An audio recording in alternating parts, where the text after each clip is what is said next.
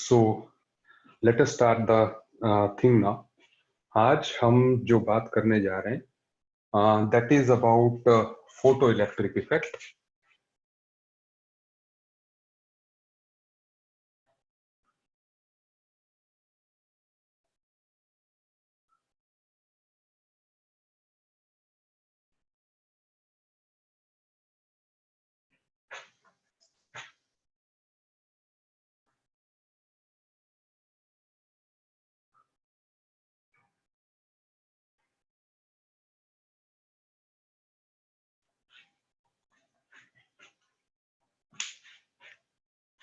So first of all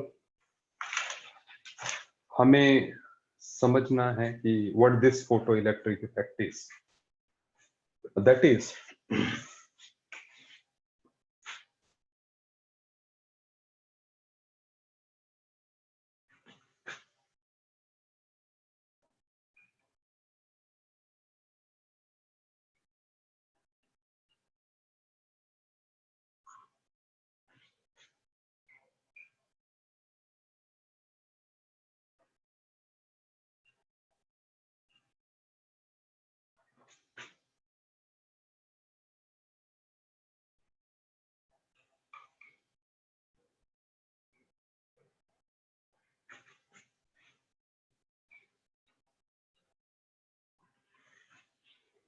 the flow of electric current under the influence of light is called photoelectric effect.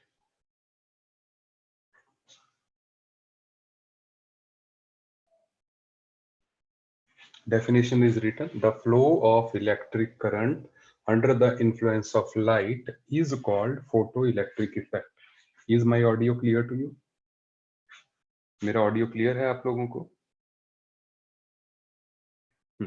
अब सुनते जाइए। अब now ये है क्या कि किस तरीके से जो है लाइट के इन्फ्लुएंस में इलेक्ट्रिक करंट पास करता है, हम सबसे पहले वो देखते हैं। अब आप सुनिए। दैट इज ये actually this experiment was performed by Einstein. किसने किया था इसको? आइंस्टाइन। आप आइंस्टाइन का नाम जानते हैं, ठीक है ना? सो आइंस्टाइन ने इस एक्सपेरिमेंट को जो परफॉर्म किया था, किस तरह का ये एक्सपेरिमेंट था, आप इसको देखिए।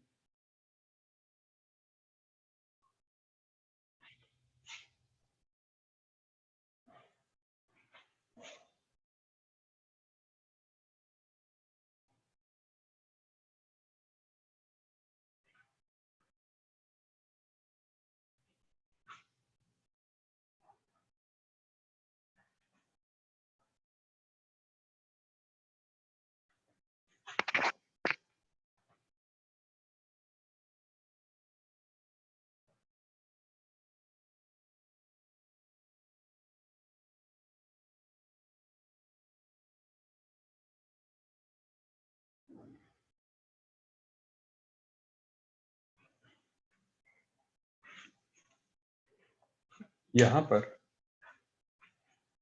It is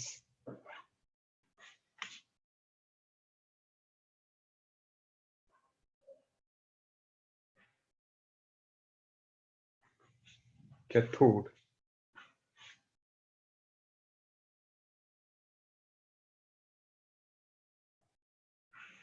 and it is anode।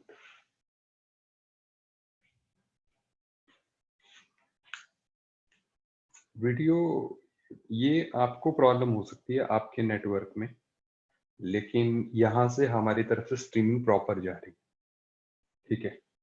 Okay. किसी का माइक ऑन है, प्लीज अपने माइक को बंद कर दीजिए।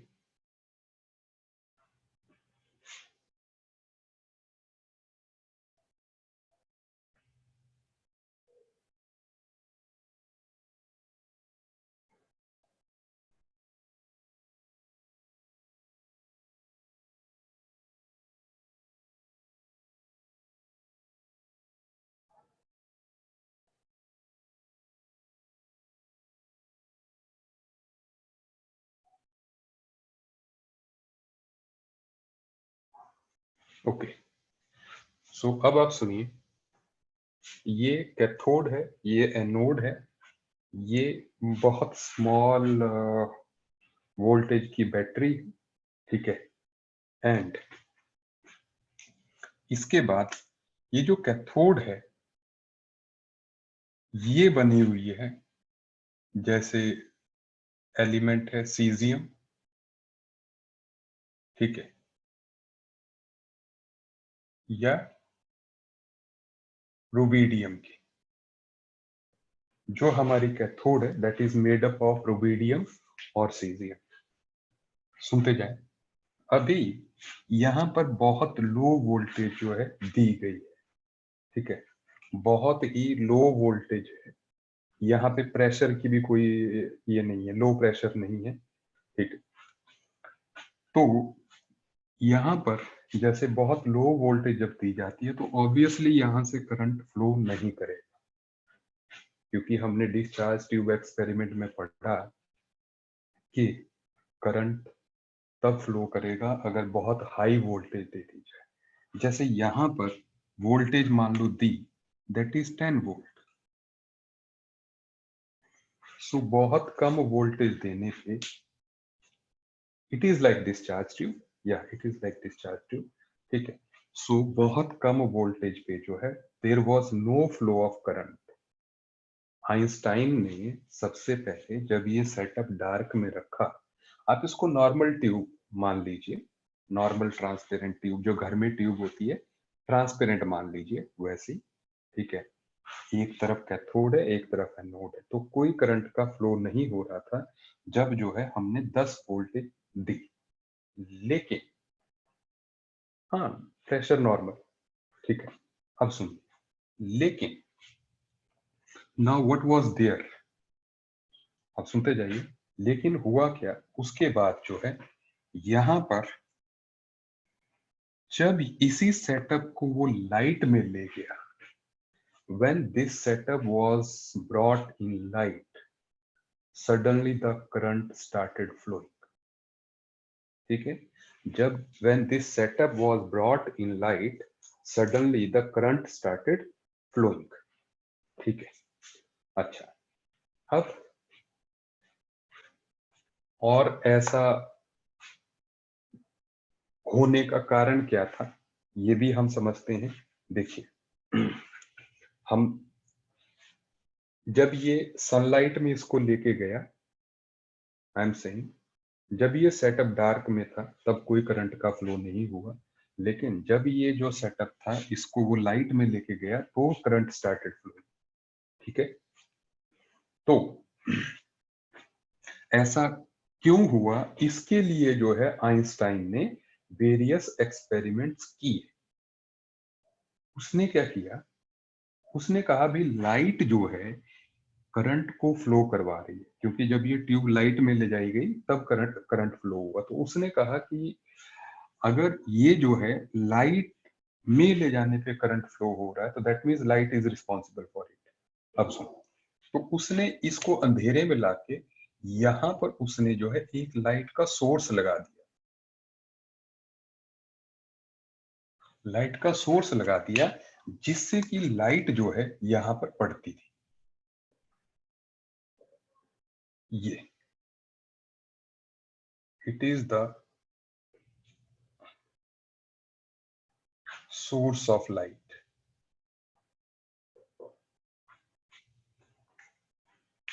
सुनते जाइएगा। तो सोर्स ऑफ लाइट को जब जो है उसने लगाया, इसमें से कई तरह की लाइट्स निकल सकती है, रेड भी, ब्लू भी, येलो भी, ग्रीन भी। This source can very the light, ठीक है। सुनते जाइए। तो अब यहां पर जैसे ये बल्ब की तरह आप मान लीजिए एक ऐसा मैंने कहा विबग्योर और आप मान लीजिए सारा, ठीक है। तो जो ये बल्ब था ये अलग अलग वेवलेंथ की लाइट्स जो है यहाँ पे फेंक सकता था, और उसको पता था कि सन में भी ये लाइट्स हैं, तो लेट मी सी कौन सी लाइट जो है इसको अफेक्ट करती है। पहले तो उसने ये भी देखा कि ये सनलाइट एनोड पे असर करती है या कैथोड पे करती है। तो उसने पहले तो ये भी किया कि उसने कैथोड को डार्क में रख दिया, एनोड को सनलाइट से एक्सपोज किया अकेले, तो करंट का फ्लो नहीं हुआ। लेकिन जब जो है उसने एनोड को डार्क में किया, कैथोड को ही सनलाइट से एक्सपोज किया, तो जो है करंट फ्लो होने लगा। तो इसका मतलब जो है, जो लाइट थी sunlight, that was influencing the cathodic part. Are you getting my point? तो अब वो इसको डार्क में लेके आया कि कैथोड में क्या लाइट कोई भी अफेक्ट कर रही है या कोई पर्टिकुलर वेवलेंथ की लाइट है जो कि इसको अफेक्ट करती है। Now that we have to see. ठीक है, आप ध्यान देते रहिएगा। ठीक है, I hope you are getting my points. तो अब उसने जो है इसके लिए क्या किया, जैसे फॉर एग्जांपल हम इसको ऐसे समझ लें कि उसने जो है जब रेड लाइट यूज की, when he has used red light, there was no flow of current। Red light जब उसने डाली तो कोई करंट का फ्लो नहीं हुआ। जब उसने रेड मतलब हमारे विजिबल रीजन में लोएस्ट एनर्जी वाली लाइट, तो जब उसने रेड लाइट डाली तो कोई करंट का फ्लो नहीं हुआ। फिर उसने ऑरेंज पे आया, ऑरेंज लाइट डाली तो भी कोई करंट का फ्लो नहीं हुआ। फिर उसने येलो कलर की लाइट डाली, जब येलो कलर की लाइट डाली फिर भी कोई इफेक्ट नहीं हुआ। ठीक है, अब समझ रहे हैं, हम धीरे धीरे एनर्जी बढ़ा रहे हैं। रेड से कुछ नहीं हो रहा, ऑरेंज से कुछ नहीं हो रहा, येलो से मैं विबग्योर में ज्यादा एनर्जी की तरफ जा रहा हूँ। Is it okay? तो ऐसे फिर येलो, देन ग्रीन से कुछ नहीं हुआ, फॉर एग्जाम्पल। ठीक है, लेकिन जैसे ही उसने ब्लू कलर की लाइट डाली, ठीक है, जैसे ही उसने ब्लू कलर की लाइट डाली, I am showing it here, जैसे ही उसने यहां पर ब्लू कलर की लाइट डाली तो जो है यहां पर करंट जो है वो फ्लो करने लग गया। अब समझ रहे हैं बात? करंट का फ्लो जो है स्टार्ट हो गया। सो ये कौन सी लाइट है?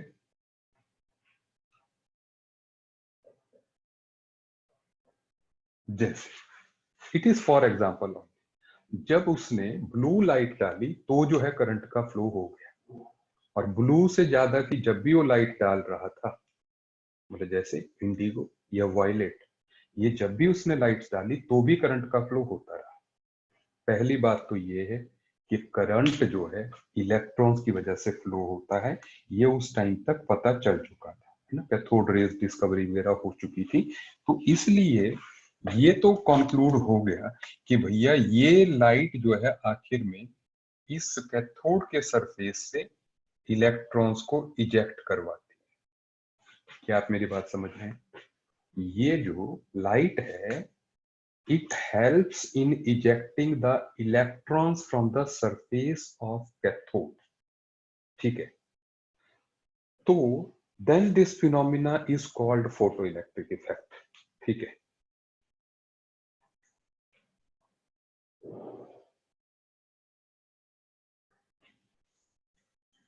यार पता क्या है, आप लोग जो पूछ रहे हैं सनलाइट का कलर येलो होता है, ठीक है, येलो वो आपको दिखता है, उसमें हजारों तरह की वेवलेंथ।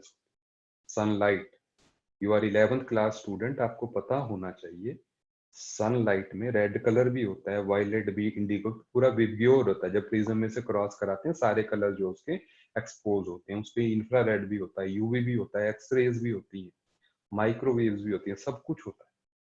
ठीक है, सनलाइट में, सनलाइट जो है वो कई रेज का कॉम्बिनेशन है, वो सिर्फ आपको दिखती येलो है। ठीक है, इट डज नॉट मीन्स कि उसमें सिर्फ येलो कलर है। ठीक है, अच्छा, ये कोई पर्टिकुलर लाइट होती है या नॉर्मल वाली? नहीं, फिलिप्स की है ये, अच्छी क्वालिटी की लगाई है, नॉर्मल नहीं है। ठीक है, अच्छा, ठीक है, अच्छा, अब सुनो भाई, हाँ, आपने देखा होगा कुछ लाइट्स ऐसी होती हैं, नहीं एनोड सीजियम का नहीं था, कुछ लाइट्स ऐसी होती हैं जो कलर चेंज करती हैं, रेड भी हो जाती हैं, ग्रीन भी हो जाती है, यही तो हमारे पास सोर्स में स्विच है जो कि उसकी वेवलेंथ को चेंज करता जाता है। सुनते जाइए। तो ऐसे में अब सुन लीजिए मेरी बात। तो यहाँ पर जो है जब ब्लू लाइट डाली गई, मैंने कहा रेड से नहीं हुआ, ऑरेंज से नहीं हुआ, येलो से नहीं हुआ, ग्रीन से नहीं हुआ, जैसे ही ब्लू लाइट डाली तो वैसे ही जो है यहाँ पे इलेक्ट्रॉन जो है इजेक्ट हो, ठीक है।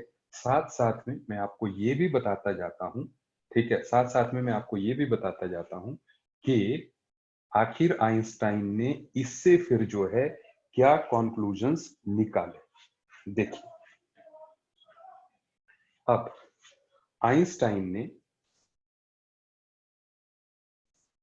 ठीक है, आइंस्टाइन ने इससे कुछ कंक्लूजन्स भी निकाले, आप लिखिए।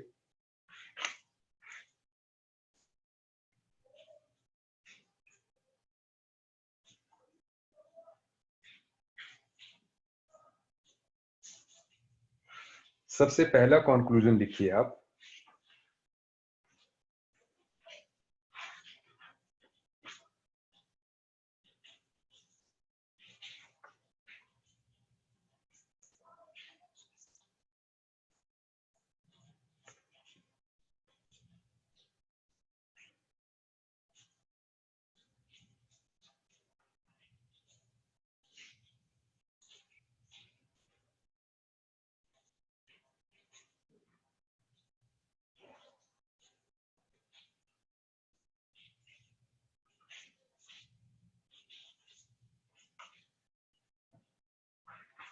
The beam of light is stream of particles called photons. अभी मैं बता रहा हूं, I am giving the reason for everything. Beam of, आप नोट कर लीजिए, पहला कंक्लूजन कि जो बीम ऑफ लाइट है that is made up of particles, जिनको कि हम जो है फोटोन्स बोलते हैं। अब आप समझिए आइंस्टाइन ने किस तरह से ये कंक्लूड किया कि ये पार्टिकल्स हैं, ठीक है।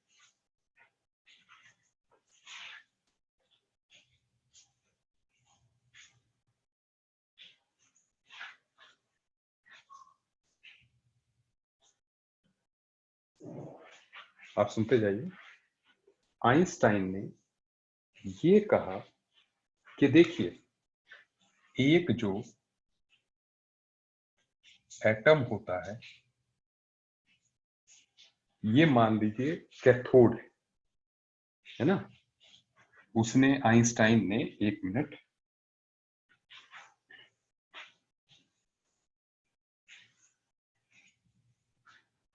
भाई हो क्या रहा, हो यही रहा था ना। अब देखें, हो यही रहा था कि हमारी जो कैथोड है,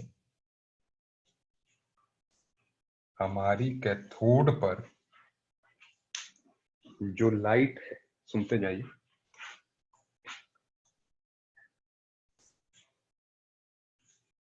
लाइट के जो फोटॉन्स हैं वो स्ट्राइक करते हैं और उनकी वजह से इलेक्ट्रॉन्स निकल रहे हैं, यही हो रहा है, ठीक है।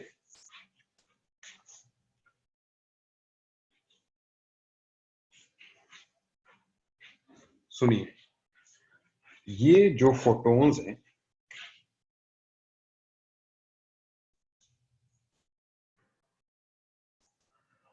वो पड़ रहे हैं कैथोड पे और जो है इलेक्ट्रॉन इजेक्ट हो रहा है। ये जो इजेक्टेड इलेक्ट्रॉन है, इस इजेक्टेड इलेक्ट्रॉन को हम बोलते हैं फोटो इलेक्ट्रॉन।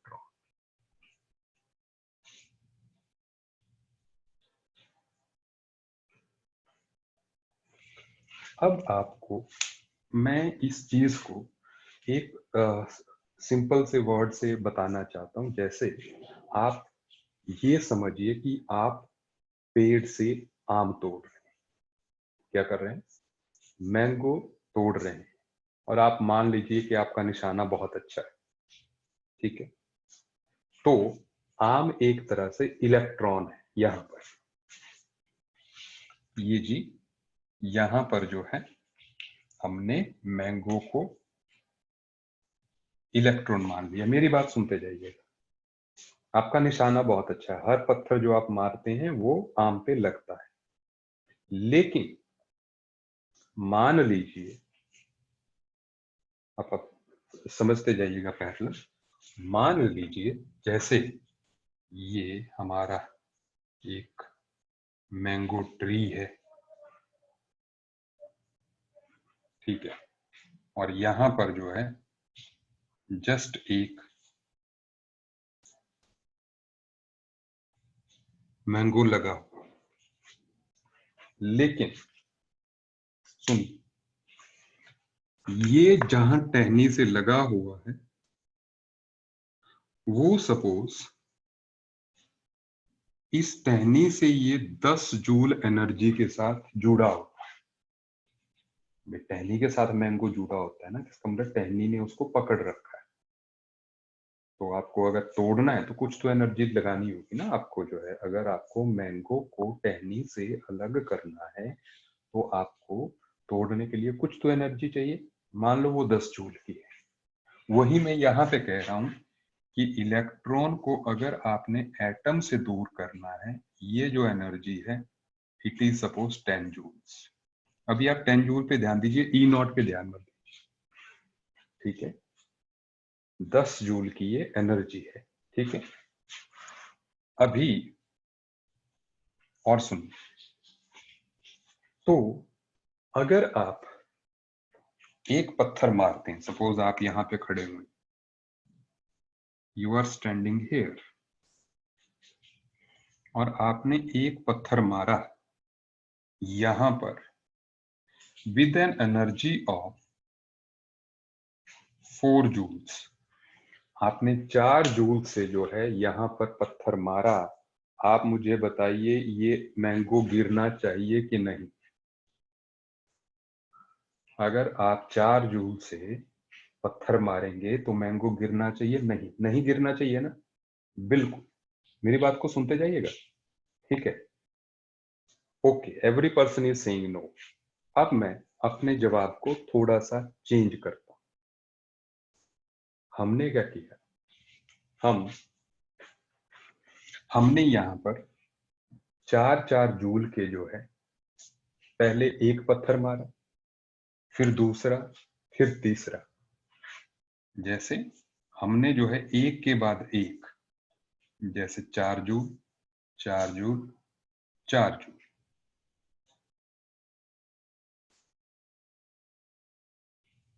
हमने एक एक करके जो है ये पत्थर जो है मारे, एक के बाद ही। तो बताओ मैंगो को गिरना चाहिए अभी भी कि नहीं?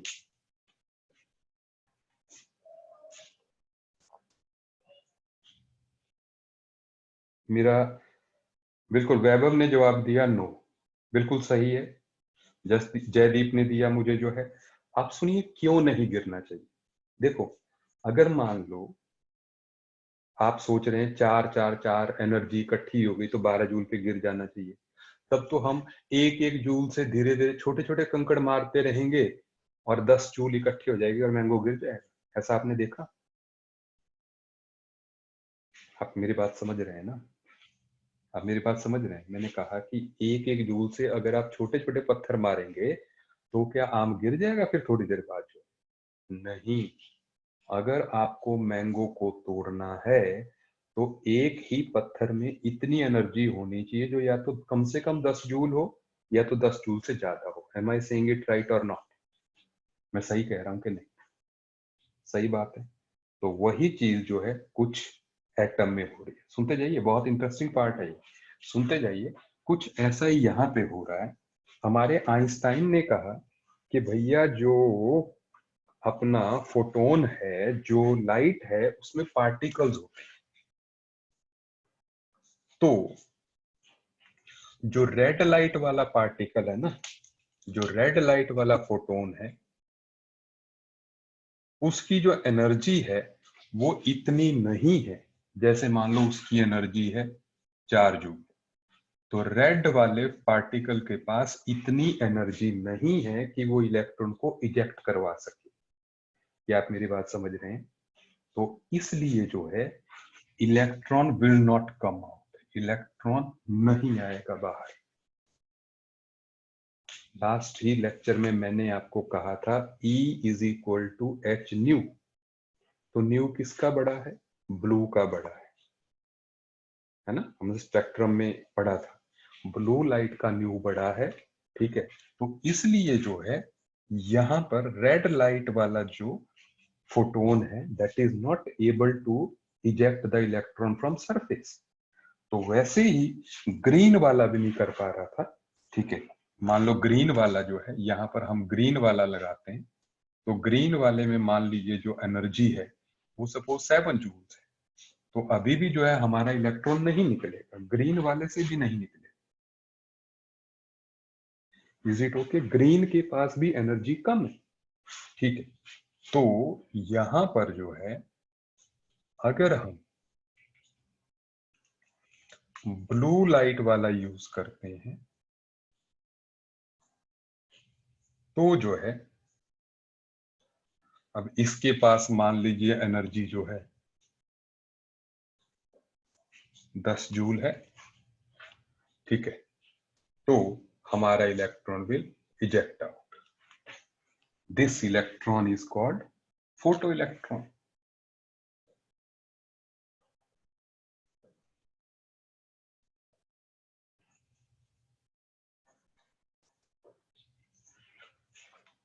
क्या आप मेरी बात समझ रहे हैं?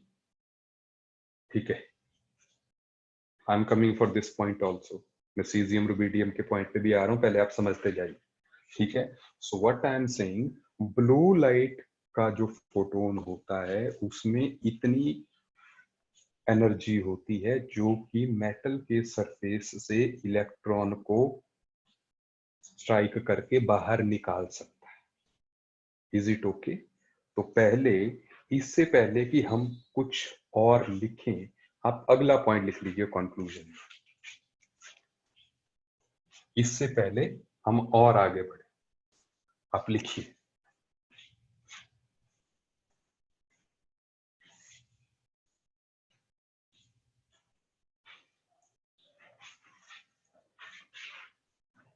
कंक्लूजन का आप सेकंड पॉइंट लिखिए और इसमें लिखिए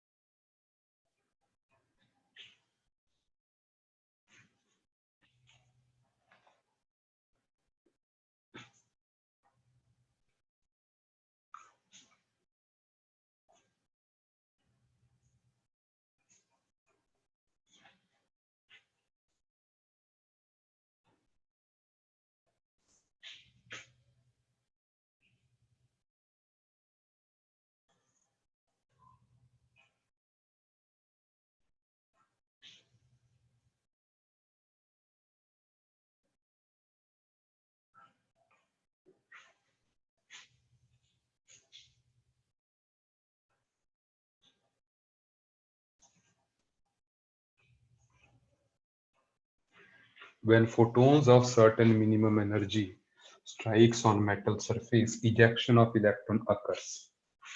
तो जब जो है, जैसे फोटोन माने आप पत्थर, जो आप पत्थर फेंक रहे हैं, ठीक है, ओके।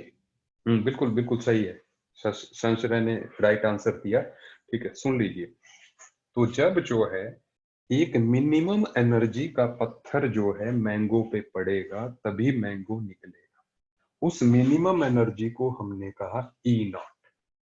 आप सुनते जाएं मेरी बात, ठीक है।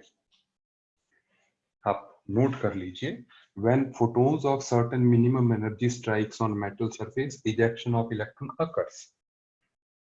आप एक बात और भी समझें मैंगो वाले एग्जांपल से, कि जैसे 10 जूल से अगर आप पेड़ पर पत्थर मारते हैं तो आपका मैंगो जस्ट नीचे गिरेगा सीधा।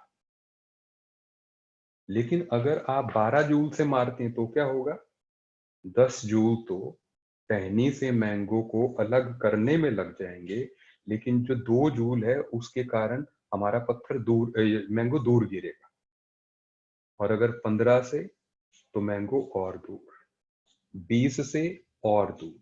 मतलब जो एक्स्ट्रा जो एनर्जी जो कि पत्थर के पास थी, that will be transferred to the mango. ठीक है, that will be transferred to the mango. ठीक है, तो हमारा 1 मिनट।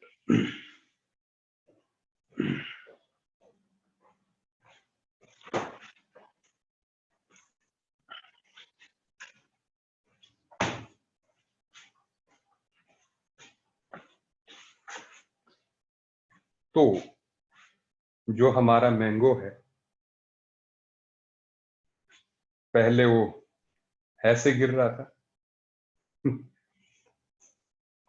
ओके, मैंगो का सीजन आ गया तो मैंने कहा याद दिला दूं। ठीक है, सुनिए सुनिए सुनिए।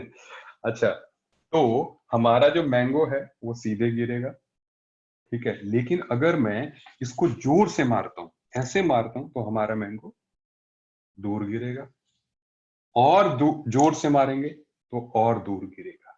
ठीक है, मतलब बाकी जो एनर्जी है इसकी, that will be transferred in the form of kinetic energy.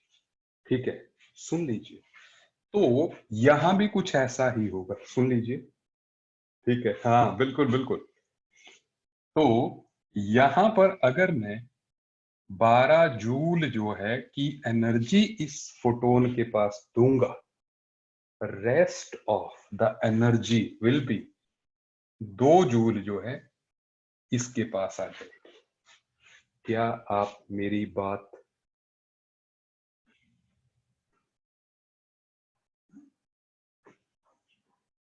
तो जो 2 जूल है, ठीक है, वो एनर्जी किसके पास आ जाएगी? इलेक्ट्रॉन के पास, because energy has to conserve.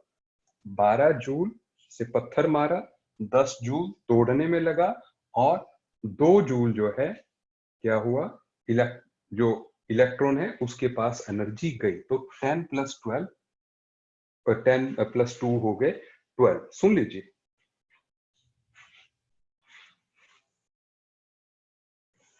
तो इसका मतलब ये है, आप लिखें,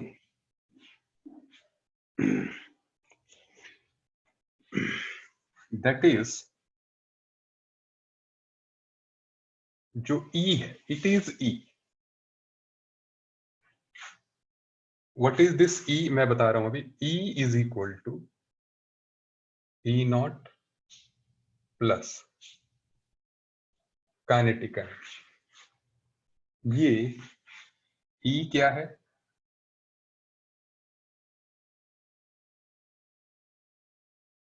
energy of photon. What is E0? That minimum energy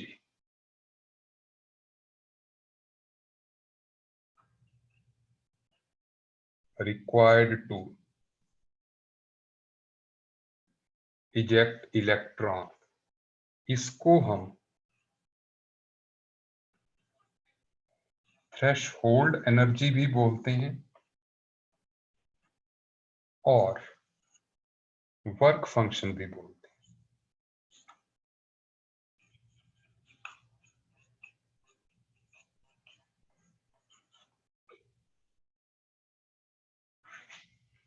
Is it okay? And it is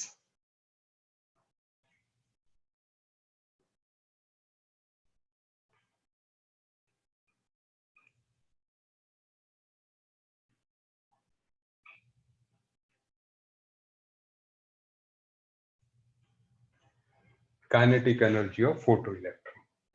क्या आपको मेरी बात समझ में आ रही है? जसकरण ने पूछा है कि फोटोन का क्या होगा। देखिए, photon is pure form of energy. तो जैसे ही वो एनर्जी इलेक्ट्रॉन को मिली, फोटोन खत्म। फोटोन सिर्फ एनर्जी का पैकेट है। Is it okay? है ना। फोटोन सिर्फ जो है एनर्जी का पैकेट है, दैट्स ऑल।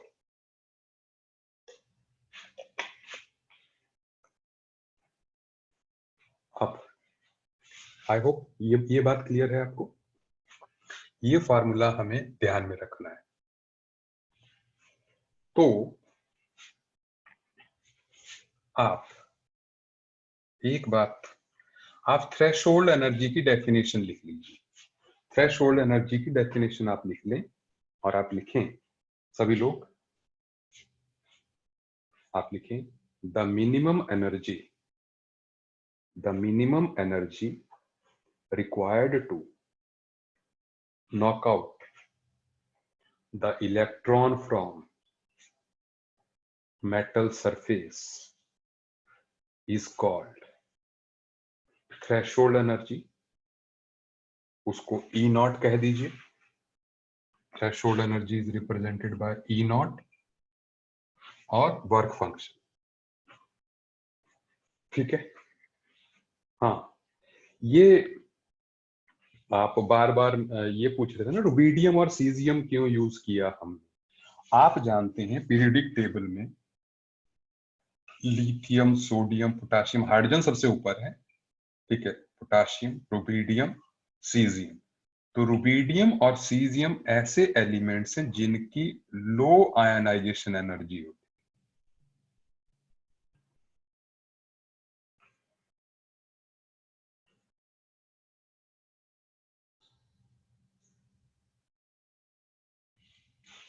तो लो आयोनाइजेशन एनर्जी होने के कारण it is they require low energy to lose their electron. ठीक है, मैं डेफिनेशन रिपीट कर रहा हूं। The minimum energy required to eject the electron from surface of metal या metal surface is called threshold energy और वर्क फंक्शन। ऐसे ही आप एक डेफिनेशन और लिख लीजिए, that is called threshold frequency.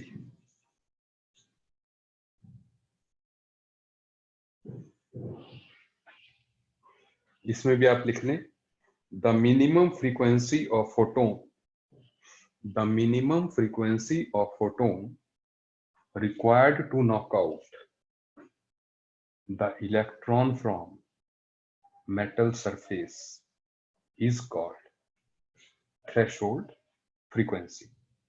ठीक है, अभी आप सुनते जाएं। तो अभी हम minimum frequency required to knock out the electron from metal surface is called threshold frequency।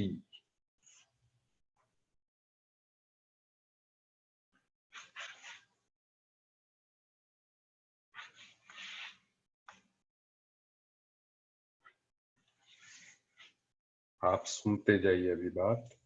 So that means हमने हमने ये कहा कि E is equal to E not plus kinetic energy. ठीक है, और E इज इक्वल टू क्या होता है, as E is equal to H nu. Planck's quantum theory के अकॉर्डिंग हमने पहले पढ़ा हुआ है, तो इसलिए we can say H nu is equal to H nu not plus kinetic energy क्या होता है जी, हाफ एम वी स्क्वायर। तो हम ये रिलेशन लिख सकते हैं आराम से। I hope it's easy. There is no time lag, zero time lag लगभग। सुन लीजिए, इससे हम ये भी कह सकते हैं कि half M V square is equal to H nu not minus H nu. And आप ये भी जानते हैं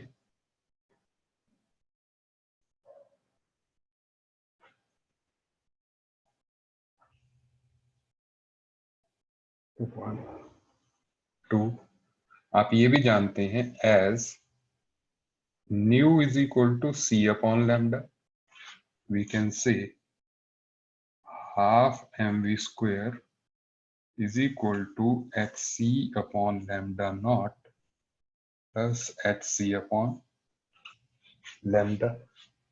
सही जा रहे हैं? ठीक है, एक बात अब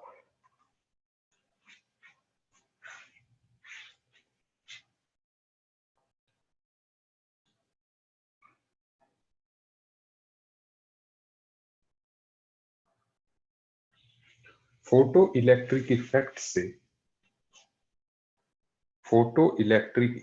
से जो है कुछ कंक्लूजन्स हम निकाल सकते हैं। दैट इज, पहला, if nu is less than nu naught,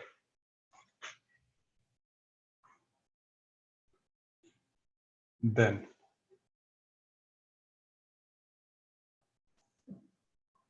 no ejection of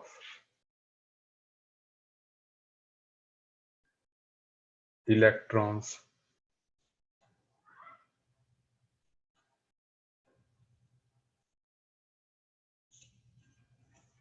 takes place. Second, if nu is equal to nu naught,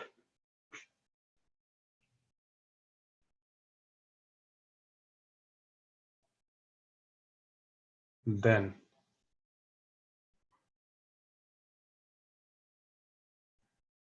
electrons eject with kinetic energy equal to 0. Third one, if nu is greater than nu naught, then electrons are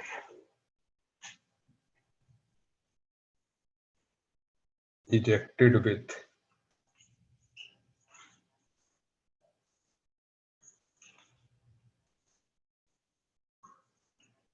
specific kinetic energy। वो कितनी होती है?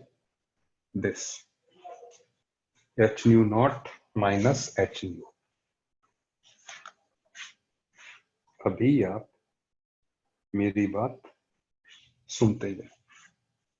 तो इन चीजों से हम एक conclusion निकाल सकते हैं।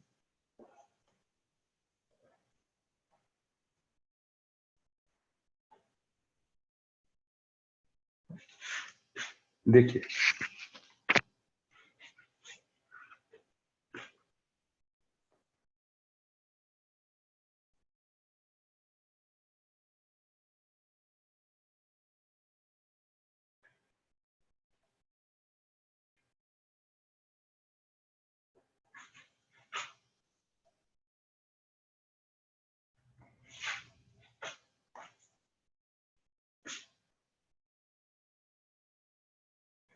अगर काइनेटिक एनर्जी और फ्रीक्वेंसी का अगर हम ग्राफ बनाते हैं तो ये ग्राफ जो है इस तरह का आता है। ठीक है, ये जो पॉइंट है it is called new not, it is threshold frequency. ठीक है, तो यहां पर क्योंकि यू जस्ट अंडरस्टैंड, ये जो इसका स्लोप है ना यहाँ पर जो है it is H nu not. आप इसकी चिंता मत कीजिए क्योंकि हमने पढ़ा हुआ है कि kinetic energy is equal to H nu not minus H nu minus H nu not. तो इसका जो इंटरसेप्ट है वो माइनस में जाएगा, डोंट वरी, आप इसको मत देखिए, आप ऊपर वाले को देखिए। यहां से ऊपर की बात करते हैं। ये मिनिमम देखो, आप क्या कर रहे हैं, धीरे धीरे फ्रीक्वेंसी ऑफ फोटोन बढ़ा रहे हैं, लेकिन जब तक जैसे वो रेड पे नहीं निकलेगा, ठीक है, ऑरेंज पे नहीं निकलेगा, येलो पे नहीं निकलेगा, तो फ्रीक्वेंसी आप बढ़ाते जा रहे हैं, there will be no ejection. जब तक इजेक्शन नहीं है तब तक इलेक्ट्रॉन की काइनेटिक एनर्जी भी नहीं है। लेकिन जैसे ही आप थ्रेशोल्ड फ्रीक्वेंसी पे पहुंचेंगे, उसके बाद इलेक्ट्रॉन इजेक्ट होना स्टार्ट होगा। तो जो बाकी एक्स्ट्रा एनर्जी है, that will be given to the electron in the form of kinetic energy of photo electron. So now this graph is the kinetic energy of photo electron.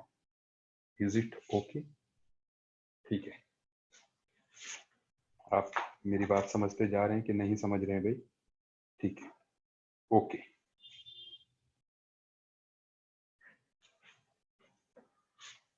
अब आगे बढ़ रहे हैं हम।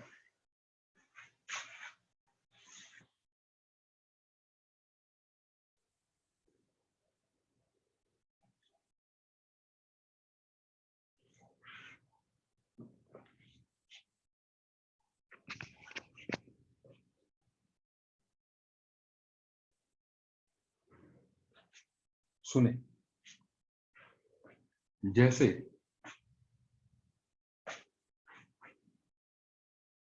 देर इज, यू कैन, आप उसको pause कर लीजिएगा वीडियो को, जब मैं आपको उसको रिकॉर्डिंग दूंगा तो आप जो वहां से नोट कर लीजिएगा, ठीक है? अच्छा, there is one another thing that is called intensity.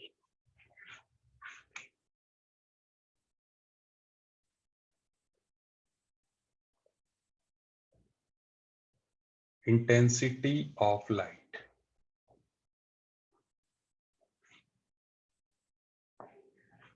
अब आप लिखें energy incident per unit area per unit time.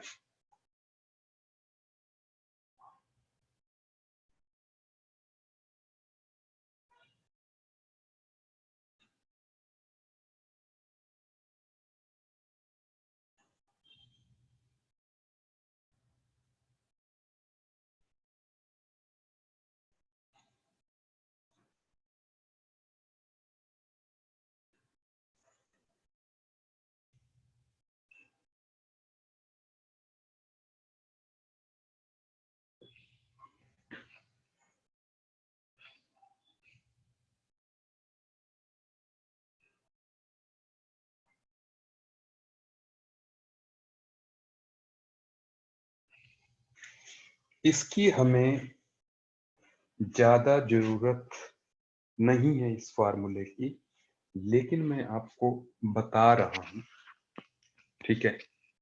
मैं आपको बता रहा हूं, सुनते जाइए। दैट इज, एन क्या है कि सोर्स से फोटॉन्स कितने निकल रहे हैं जो कि उस पे पड़ रहे हैं, ठीक है, कैथोड पे। दूसरी बात, नंबर ऑफ फोटॉन्स जो कि पड़ रहे हैं, ये एच और न्यू कांस्टेंट रहेगा, क्योंकि वो सोर्स जो है एक पर्टिकुलर फ्रीक्वेंसी की लाइट ही एमिट करेगा। दूसरी बात, ए इज द एरिया जिस एरिया पे पड़ रहे हैं, एंड टाइम कि कितने टाइम में पड़ रहे हैं। तो पर सेकंड कितने फोटॉन्स जो है उस कैथोड पे पड़ेंगे, ज्यादा पड़ेंगे तो इंटेंसिटी ज्यादा होगी, कम पड़ेंगे तो कम होगी। अब आप मेरी बात को समझिए। व्हाट आई एम सेइंग कि यहां पर जो है, जब, सुनते जाइएगा, जैसे अगर आप पत्थर मार रहे हो और आप 10 जूल से ज्यादा की एनर्जी से ही पत्थर फेंक रहे हो कि मैंगो टूटेगा ही टूटे। देखो, 10 जूल की एनर्जी से कम से फेंकोगे तो ना ही एक पत्थर काम करेगा, आप इकट्ठे अगर 100 भी फेंकेंगे और 100 मैंगोज को लगेंगे तो भी वो कुछ नहीं करेंगे, कोई मैंगो नहीं गिरेगा। अगर आप जैसे 4 जूल की एनर्जी से 100 पत्थर फेंक दोगे एक ही बार में, तो अलग अलग मैंगो पे वो लगेंगे, कोई भी मैंगो नहीं गिरेगा। Is it okay? लेकिन अगर हम 10 जूल से ज्यादा एनर्जी से पत्थर फेंकते हैं तो क्या होगा? जितने ज्यादा पत्थर फेंकेंगे उतने ज्यादा मैंगोज नीचे गिरेंगे, और वही कैथोड पे होगा। जितने ज्यादा आप फोटॉन्स जो है कैथोड पे स्ट्राइक करेंगे उतने ज्यादा जो है इलेक्ट्रॉन्स जो है इजेक्ट, और इलेक्ट्रॉन जितने ज्यादा इजेक्ट होंगे उतना ज्यादा हमारा जो है करंट का फ्लो होगा। Is it okay? क्या मेरी बात समझ रहे हैं? ठीक है। सो जितने ज्यादा जो है हम फोटॉन्स, तो आप लिख लीजिए, आप लिख लें,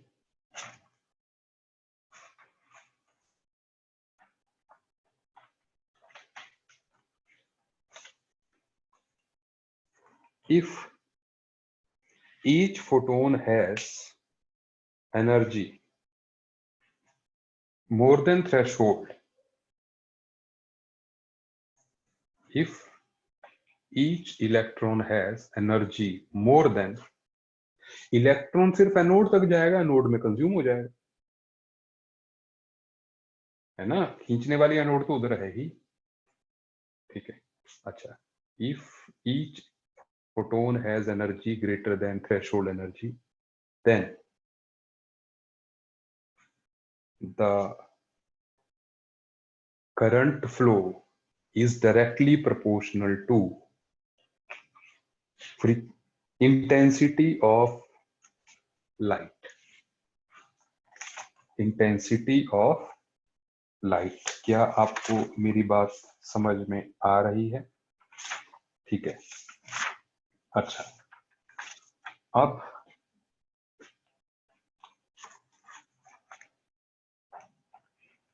जो last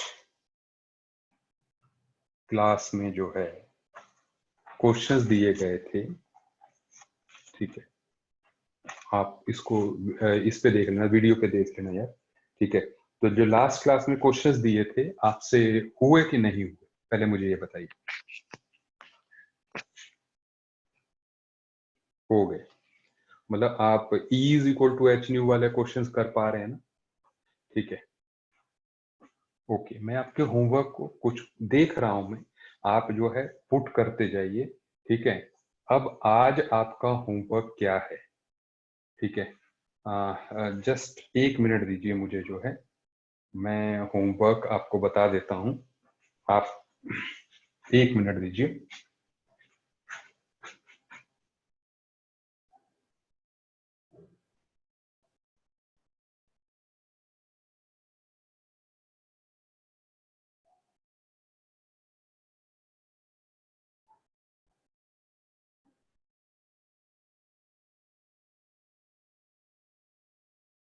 Just give me 1 minute. I'm sharing screen with you peoples. मैं जस्ट जो है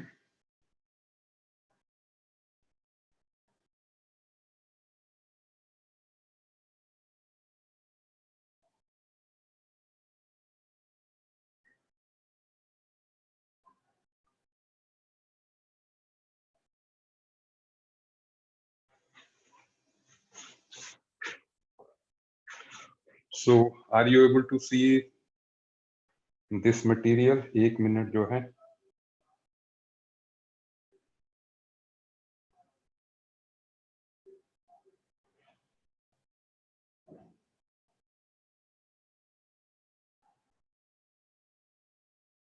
एक्चुअल में ये हमारा एटॉमिक स्ट्रक्चर है जो आप स्क्रीन पे देख रहे हैं। ठीक है, एंड इस टाइम पर आप जो, am I audible to all? Am I audible? Okay, सुन लीजिए। तो यहां पर जो आपका पैकेज है, ये इस पैकेज में अगर आप देखेंगे, सो यू कैन सी, आप देखिए जो A1 A2 A3 A4 है, ठीक है, ये तो आपने कर लिए होंगे। आप आज जो है पूरा सेक्शन बी खत्म कर लेंगे। Section B B1 B2 B3 B4 B5 B6 ये सारे आप कर लोगे, ठीक है। ये यहां तक जो है ये आप जो है जो आपकी स्क्रीन पे इस टाइम पे आ रहे हैं ऑल दैट सेक्शन बी तक आपने जो है ये सारे क्वेश्चंस जो है आपने कर लेने हैं, ठीक है। One part. Now the other part that is exercise 2। आप देखिए again section A and B, ये B7 तक के क्वेश्चंस जो है आपने कर लेने। Is it okay? अच्छा,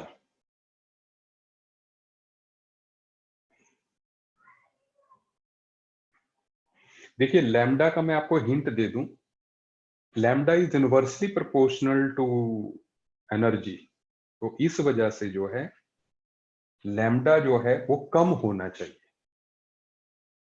ठीक है। लैम्डा जितना कम होगा उतनी एनर्जी ज्यादा होगी। Is it okay? तो there is something light a wavelength lambda falls on matter having work this will take place only if. So आप जो है आज के फार्मूला से कंफर्म कीजिएगा इसको जो है, ठीक है, हो जाएगा ये। अच्छा, आज आप एक और चीज कर सकते हैं, दैट इज आप एक्सरसाइज थर्ड पे आए। अगर आप एक्सरसाइज थर्ड पे आएंगे तो you can see there is one paragraph. आप देखिए कॉम्प्रीहेंशन नंबर 1, कॉम्प्रीहेंशन नंबर 1 भी आज के इससे आप कर सकते हैं, ठीक है। So that is another part जो आप कर सकते हैं। Is it okay? ठीक है, इतना जो है आप लोग आराम से कर लोगे, ठीक है। क्या आपको बात समझ में आ गई? ठीक है, चलिए। सो आज के लिए इतना ही, बाकी we will talk in the next lecture. Done, ठीक है। Okay, bye bye.